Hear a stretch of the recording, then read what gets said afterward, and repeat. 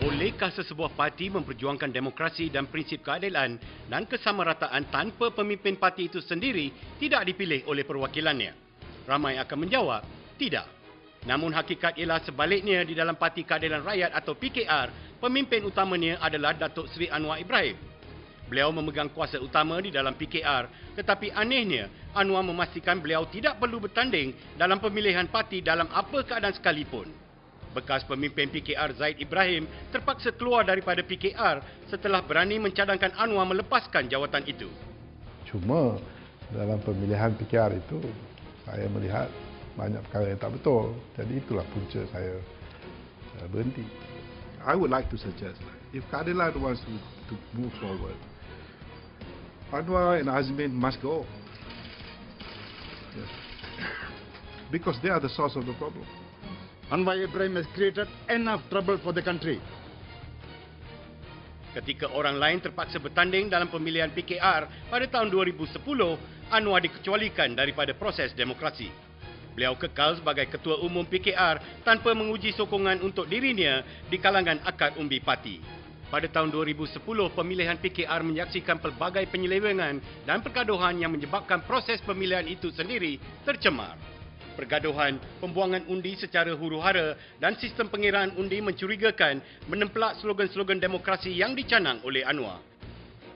Sehingga kini terdapat 162 aduan terhadap kebincangan yang akan menjejaskan integriti dan kredibiliti JPP di kuasa pemilihan pusat. Hari ini saya dan teman-teman akan menyerahkan memorandum bagi mendesak pembatalan dan perjalanan semula pemilihan kepimpinan pusat 2010 kepada Presiden Keadilan dan Fungsi Tengkuasa Pemilihan Pusat JPP. Namun Anwar tidak mengendahkan desakan untuk pemilihan itu dibatalkan atau ditunda setelah keputusan berpihak kepada sekutu-sekutunya. Isteri Anwar, Datuk Seri Wan Azizah Ismail, menang tanpa bertanding sebagai Presiden. Azmin Ali kekal sebagai Timbalan Presiden dan anak Anwar, Nurul Izzah, dipilih sebagai Naib Presiden.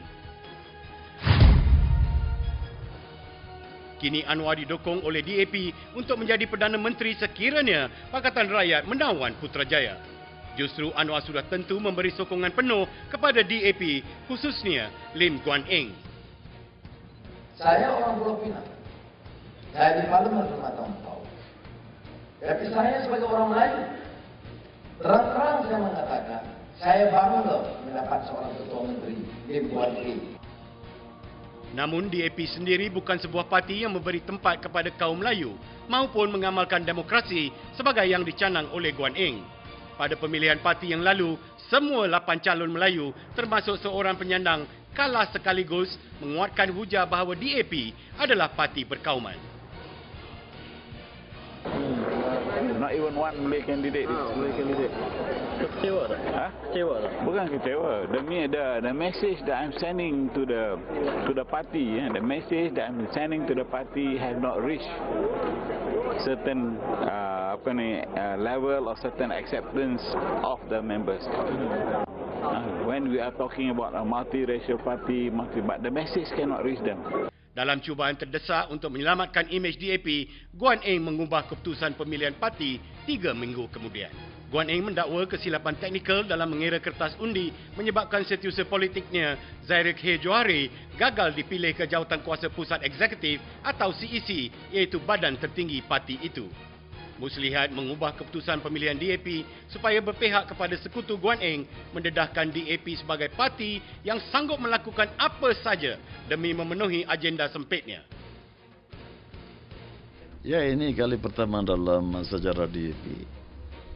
Saya kira bukan menjejaskan aman baiklah, barangkali apa yang dikatakan satu embarrassment.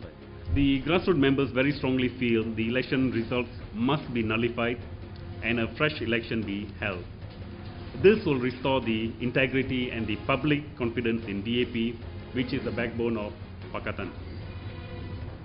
See, if this is not done, public perception of fraud and manipulation in DAP polls to place in a Malay elected CEC member will linger. Bagaimanapun, Guan Eng menolak desakan itu kerana mahu mengaburi mata rakyat kononnya DAP memberi ruang kepada orang Melayu. Prinsip demokrasi yang dicandang oleh beliau dibelakangkan. Seperti Anwar, Guan Eng sendiri tidak dipilih sebagai Setiausaha Agong DAP oleh akar umbi. Beliau hanya dilantik daripada 20 ahli CEC termasuk Setiausaha Politik Nia Zairil. Desakan untuk Guan Eng merombak sistem pemilihan DAP yang menjamin kekuasaan beliau dan sebelum itu bapa Nia Lim Kiat Siang semakin kuat dalam DAP. Saya rasa sudah sampai pada masanya kita kaji semula, kita buat pengubahan dalam parti, pimpinan pusat, Setiausaha Agong, pengurusinya dan jawatan-jawatan yang penting. Kita biarkan rakyat, biarkan seluruh ahli kita dipilih secara terus. Setuju tidak? Guan Eng tidak bersetuju. Beliau menolak desakan wakil rakyat daripada partinya begitu saja kerana mahu berpaut kepada kuasa. Yang menjadi tumpuan Guan Eng ialah memastikan DAP sampai ke Putrajaya dengan beliau sebagai pemimpin utama parti perkauman yang sentiasa membayangi Anwar.